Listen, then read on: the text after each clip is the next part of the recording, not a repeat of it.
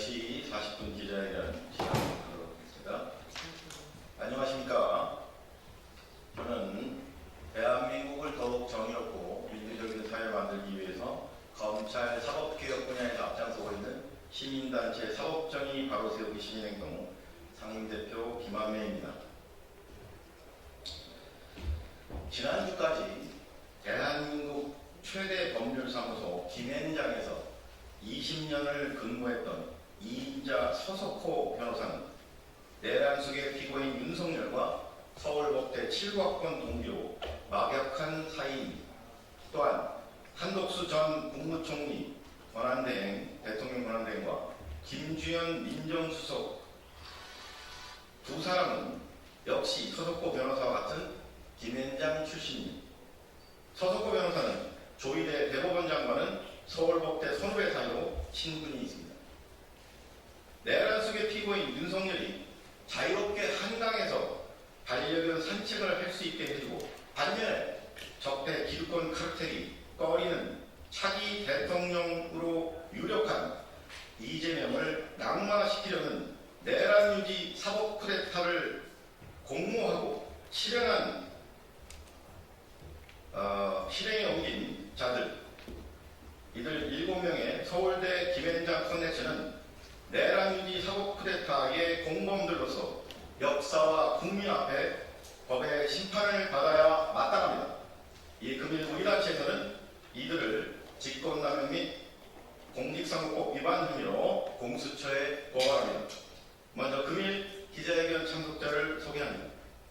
새 정부에서 국민이 원하는 가장 시급하고 최우선 개혁 과제인 검찰 사법개혁을 위해 앞장서고 계신 국회 법제사법위원이시자 더불어민주당 서울시당 위원장이신 장경태 의원님 참석하셨습니다.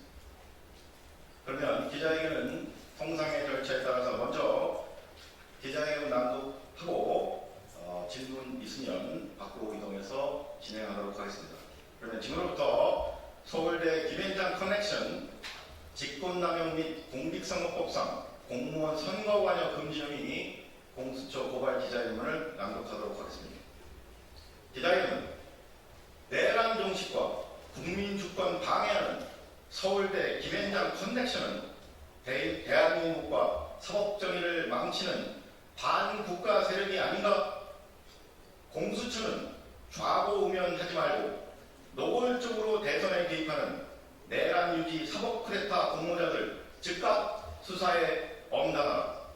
피고인 지기현 부장판사는 우리 형법상 가장 무거운 범죄인 내란 수괴죄를 범한 내란 수괴 피고인 윤석열에 대하여 사상 초유로 구속기간 산정 기준을 날수가 아닌 시간으로 변경하여 구속 취소를 결정했습니다. 피고인 심은영 검찰총장은 이를 충분히 바로잡을 수 있었음에도 불구하고 고의적으로 즉시항고를 고기를 강행하여 윤석열을 탈옥시켰습니다. 이어 피고인 조희대 대법원장은 이례적으로 이재명 대표 사건이 대법원 2부에 배당되자마자 소부 심리조차 없이 2시간 만에 대법원 전원합의체에 회부했습니다. 사건이 대법원 전원합의체에 회부된 지 불과 9일 만에 판결이 선고된 것은 사법사상 초유의 일이며 약 7만 쪽 기록에 비춰볼 때 졸속 재판이라는 국민적 비난이 거셉니다. 이에 다음 혐의로 피고인 윤석열 등 7인을 공수처에 고발합니다. 1.